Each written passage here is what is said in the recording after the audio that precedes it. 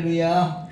이제 벌써 새해가 바뀌어서 둘째 주입니다. 둘째 주. 여러분들 새해 첫 주가 되기 전에 이미 하나님으로부터 하늘이 신령한 복을 다 받으신 줄 믿습니다. 그리고 이 땅에서도 넘치는 복 받기를 주님의 이름으로 축복합니다. 오늘 저와 여러분이 보았던 시편에는요, 인간이 하나님으로 말미암아 취할 수 있는 최고의 복이 무엇인가에 대해서 말해주고 있습니다. 그렇다면 인간이 누릴 수 있는 최고의 복은 무엇일까요? 요한복음 14장 6절에 보니까 이렇게 기록되어 있습니다. 예수께서 이르시되 내가 곧 길이요 진리요 생명이니 나로 말미암지 않고는 아버지께로 올 자가 없느니라. 이렇게 말씀합니다. 아버지께로 가는 것이 가장 큰 복이라는 거죠. 예. 그러면 아버지께로 가는 길이 무엇이냐? 오직 예수라는 것입니다. 예수가 무엇이냐? 예수님이 길이요 진리요 생명이라는 얘기입니다. 누구라도 어떤 사람이라 할지라도 예수로 말미암지 않고는 아버지께로 갈 자가 없다. 이렇게 말씀하세요. 오늘 본문을 통해서 저와 여러분이 하나님 앞에 더욱더 가까이 가는 저와 여러분이 되기를 주님의 이름으로 축복합니다. 이 말은요, 인간에게 있어서 최고의 복은 하나님이 계신 성전으로 나아가는 것이에요. 할렐루야. 우리는 죄인이기 때문에 하나님께서 허락지 아니하시면 누구라도 하나님께 나갈 수 없지 않습니까? 그런데 너무나 감사하게도 하나님께서 허락하시고 하나님의 도우심으로 나아가기만 한다고 하면 우리는 하나님의 보호하심 안에서 최상의 복락을 누릴 수 있다라고 하는 것을 오늘 본문을 통해서 알 수 있습니다. 근데 우리가 하나님께 나가기 위하여 믿음으로 성전을 향해 간다는 것은 사실 현실적으로나 또 그렇게 쉬운 일은 아닙니다.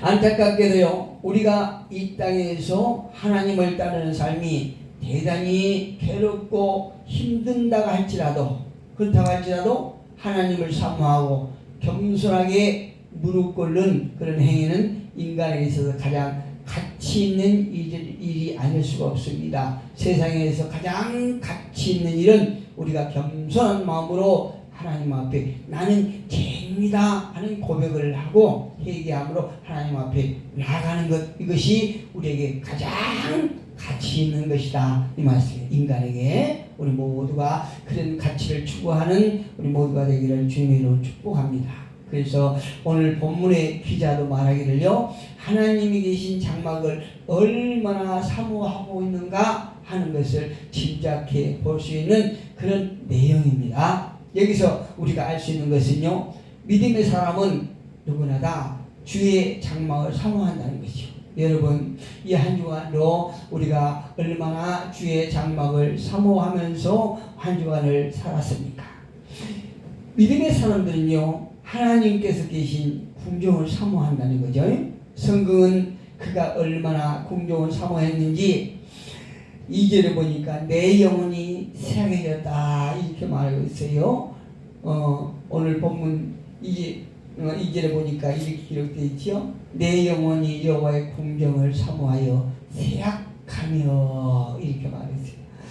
영혼만 생각하는 게 아니고 내 마음과 육체가 살아계시는 하나님께 불린나이다 이렇게 고백하고 있습니다. 우리 모두가 지난 한 주간도 물론 세상에 살아가면서 우리가 하나님과 이렇게 거리를 두고 사는 것이 아니고 우리가 세상에 몸은 있지만 마음은 하나님과 함께하고 또 하나님과 동행하기를 얼마나 사모하는 삶이 됐습니까? 여기서 우리가 알아야 할 것은요, 기자가 오늘 시편 기자가 사모하는 장막 혹은 또 이제 궁정은 성전이라고도 할 수 있습니다. 성전이라고 할 수 있고 또 다른 말로 하면 하나님 나라라고 할 수도 있습니다. 시인이처럼 주의 장막을 사모하는 것은요, 장막 자체가 아름답다기보다는 그곳에서 신비한 능력이 있기 때문에가 아니고 그곳에 거룩하신 하나님의 이름이 있기 때문에 그래요. 이곳이 이 건물이 아름답기 때문에 우리가 이곳을 사모합니까? 그렇지 않아요. 또 이 장소가 아주 신비롭고 능력이 있기 때문에 우리가 한 주간 세상에 살아가면서 이곳을 사모하는 것이 아니고 이곳에 와서 우리가 말씀으로 찬양으로 기도함으로 하나님을 뵐 수 있기 때문에 우리가 사모하는 것입니다. 우리가 몸이 건강할 때는요, 건강에 대한 소중함을 잘 몰라요. 그러나 병에 걸렸을 때는 비로소 건강에 대한 절실하고 소중함에 대해서 간절하지 않습니까? 이처럼 우리가 평안하고 또 내가 마음대로 예배할 수 있을 때는 예배에 대해서 크게 중요성을 모르고 정말 예배가 얼마큼 우리에게 필요한가를 그렇게 깨닫지는 못할 수 있습니다. 그러나 어떤 경우에라도 우리가 예배하지 못하는 그런 경우에는 정말로 우리의 영혼이 정말로 하나님 앞에 하나님과 예배하기를 정말로 간절하게 원하고 예배가 그렇게 소중하다는 것을 우리가 깨닫게 될 것입니다. 오늘 우리가 언제나 어디서나 예배할 수 있어서 예배에 대한 간절함이나 소중함을 느끼지 못할 수도 있을 거예요. 그러나 예배가 허락되지 않고 감시 대상인 북한 같은 곳에서는요, 예배에 대한 간절함이 얼마나 사모하는지를 우리가 이제 선교사나 또 혹은 유튜브 같은 걸 통해서 이렇게 알 수 있지 않습니까? 근데 이제 저와 여러분은 언제나도 내가 마음만 먹으면 하나님 앞에 나아갈 수 있고 또 하나님과 예배할 수 있다는 것이 그보다 더 큰 복이 어디가 있겠습니까? 그렇다면 왜 그토록 하나님의 집을 사모하고 그분께 예배하기를 기뻐합니까? 그것은요, 하나님의 임재를 체험할 수 있기 때문에 그렇습니다. 할렐루야. 우리가 이 장소가 신비하고 능력이 있어서가 아니고요, 우리 믿음의 사람들이 함께 모여 예배할 때에 하나님의 임재를 우리가 경험하고 체험할 수 있기 때문에 그래서 우리가 하나님의 집을 사모하게 되는 것이에요. 주님은 이렇게 약속하십니다. 두세 사람이 내 이름으로 모인 곳에는 나도 그들 중에 있느니라.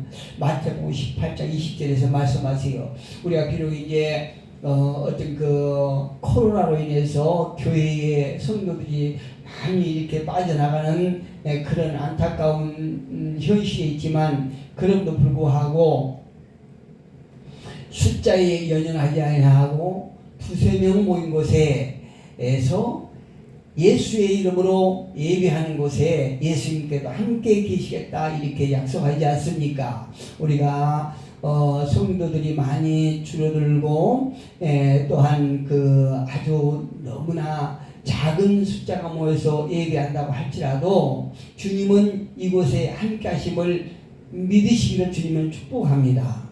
우리에게 공적 예배나 정기적인 예배가 필요하고 중요한 이유가 어디가 있다고 생각하십니까, 여러분? 그것에는요, 주님의 임재가 있고 또 우리가 분주한 삶으로부터 벗어나서 주님과 교제할 수 있기 때문에 우리가 이 예배가 정말로 중요한 것입니다. 특히 한번 본문 2절을 보면은 이렇게 말을 하죠. 내 영혼이 여호와의 궁정을 사모하여 쇠약하며 내 마음과 육체가 살아계시는 하나님께 부르짖나이다 이렇게 돼 있지요. 여기 전문에 처음에 내 영혼이라고 나와 있고 또 후문에 나중에 가서는 육체란 말을 쓴 것은 인간의 존재가 전 존재가 하나님의 성전뜰에 있고 싶어하는 신의 간절함을 채우지 못하여 영과 혼이 쇠약해졌고 또 육체가 지쳐 있다는 사실을 오늘 우리가 2절에서 보면은 시인의 지금 영적 상태 또 지쳐 있는 육적 상태를 우리가 짐작할 수 있습니다. 그런데요, 기자는 왜 하나님의 저를 그토록 사모하면서 그곳에 나아가지 못하고 있을까요? 왜 그럴까요? 이게 확실치는 않지만요, 혹시 이때에 어떤 다른 나라의 포로로 가서 있을 수도 있고 또 혹은 그래서 이제 예배를 드리지 못할 수도 있고 또 아니면은 어떤 다른 어려움 때문에 장막에 나가지 못할 수도 있지 않을까 이렇게 짐작을 해봅니다. 어쨌든 이토록 주의 장막을 사모하는 것은요, 그곳에서 하나님을 뵐 수 있기 때문에 그렇습니다.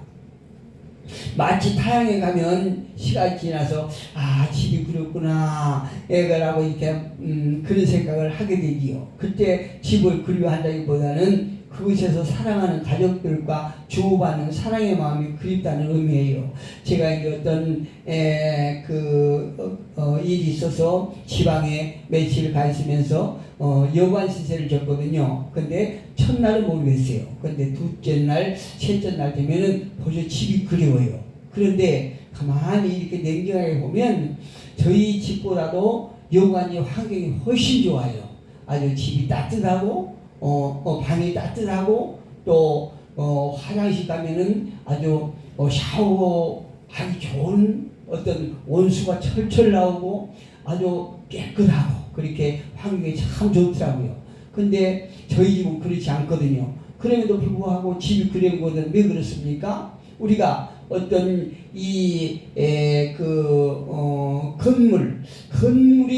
건물이 있는 우리 집이 그리운 것이 아니고 그 안에서 우리가 가족들끼리 어떤 사랑의 대화를 하고 나눴던 마음이 그립다는 얘기입니다. 그래서 그것과 마찬가지로 오늘 이 본문에서 기자도 어떤 장막이 아름다워서가 아니고 어떤 성막의 어떤 신비한 능력이 있어서가 아니고 그것에서 하나님을 뵐 수 있기 때문에 하나님과 교제할 수 있기 때문에 하나님의 사랑을 경험할 수 있기 때문에 그것을 계속 사모하고 있는 것입니다.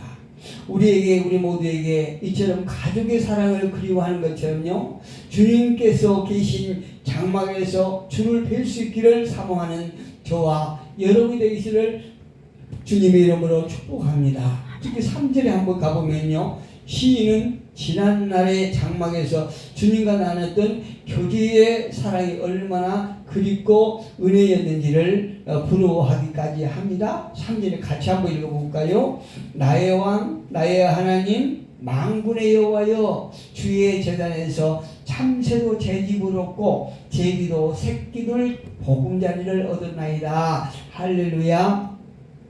여기 3절을 보니까 기자는 예전에 그러니까 이제 예전에 마음대로 장막에서 예배할 적에 그때 당시에 참새나 막 흔한 참새지 않습니까? 참새나 또 제비들이 그 장막의 처마에 이렇게 새끼들 보금자리를 짓는 그런 모습을 보았던 것 같아요. 그래서 그때를 생각하면서 그 흔한 참새나 제비인 미물도 이렇게 장막에서 거하는데 하물며 하나님의 형상으로 지음받은 자신이 이렇게 하나님 장막을 가지 못하고 예배하지 못하는 데 대해서 굉장히 그 하찮은 제비나 어떤 참새를 부러워하는 그런 대목이 나옵니다.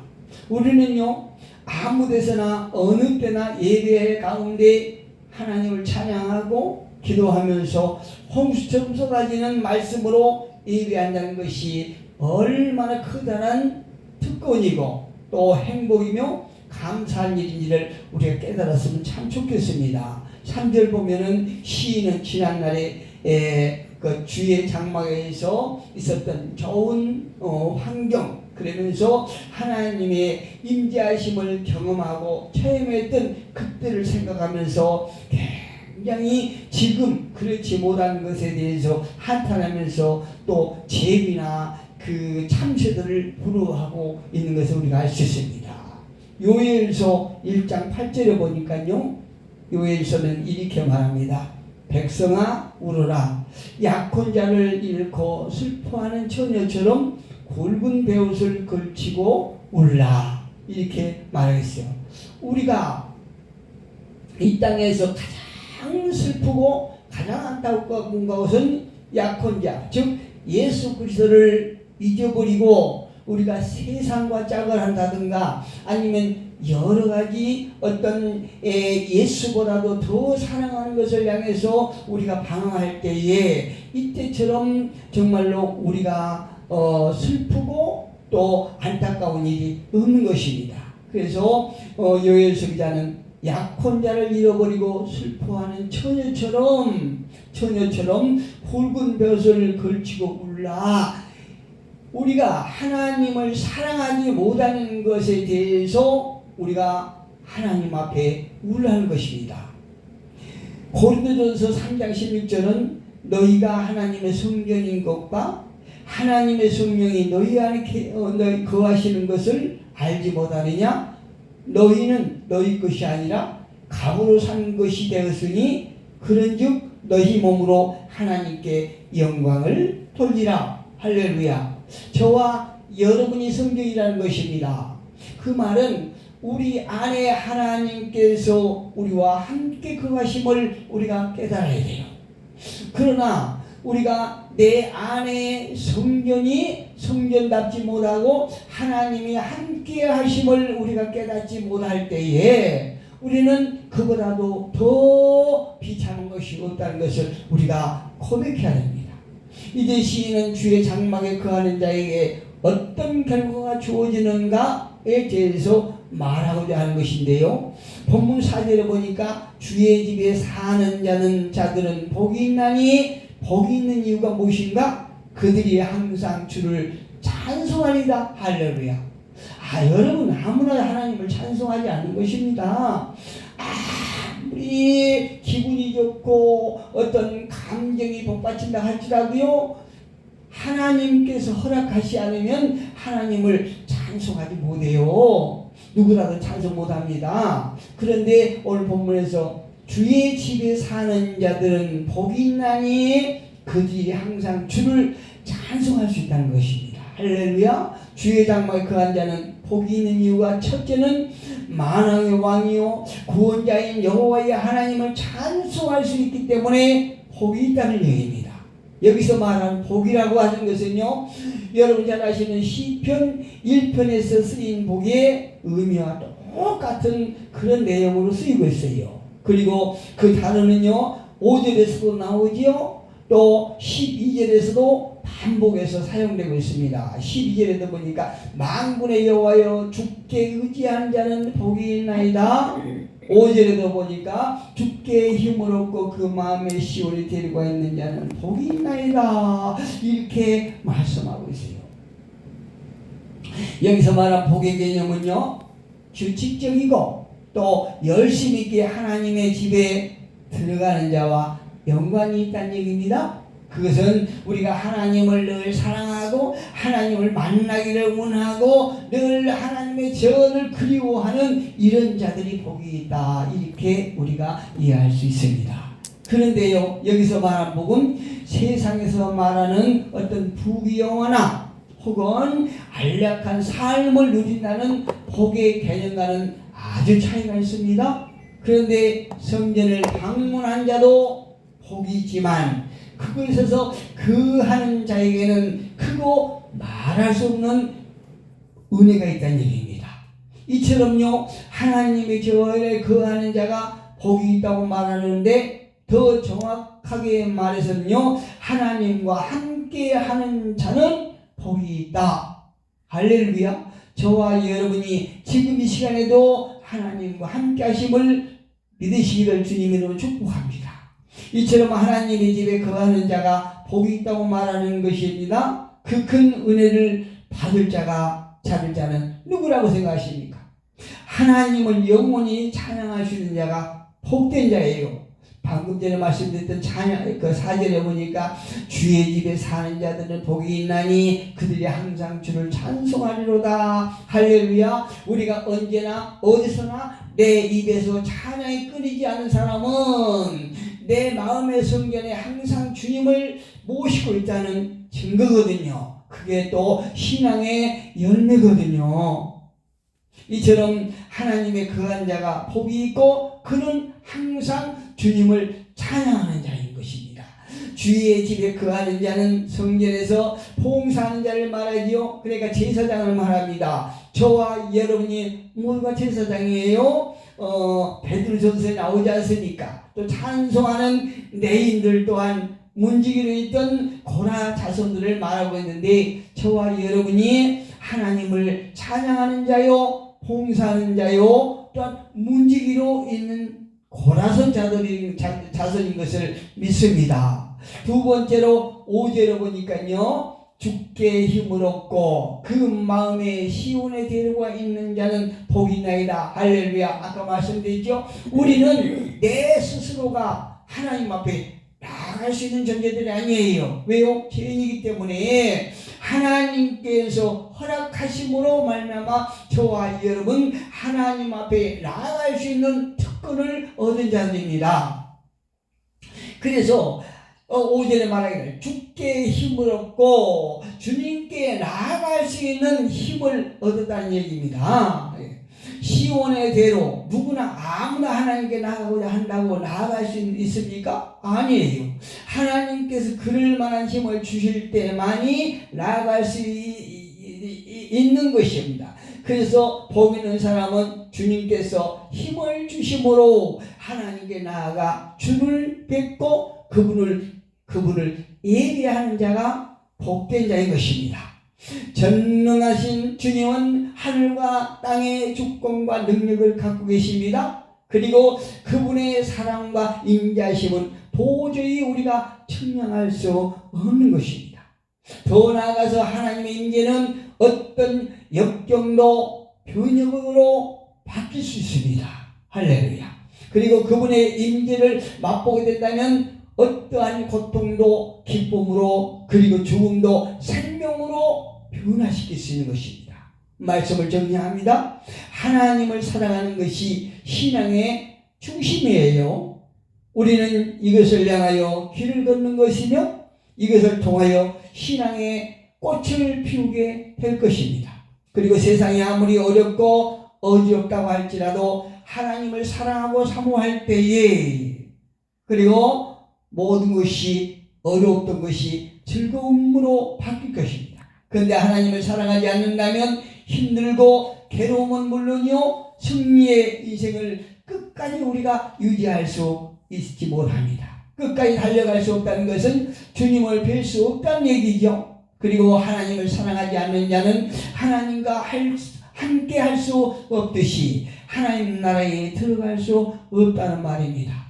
우리가 지난해까지는 우리가 어떤 삶을 살았다고 할지라도, 지난해까지는 우리가 세상 중심적인 삶을 살았다고 할지라도, 새해부터는 하나님을 사랑합시다. 그리고 더 사랑합시다. 그리고 세상 중심의 삶을 살 때는 수많은 유혹이 우리를 괴롭히지만 하나님을 사랑하는 것을 우리의 좌표로 정해놓고 신앙의 길을 간다면 우리의 삶은 항상 주의 장막에 거할 것입니다. 저와 여러분이 새해를 맞아 더 분발하고 더 주의 장막을 사모하며 복된 자들 되시기를 주님의 이름으로 축복합니다.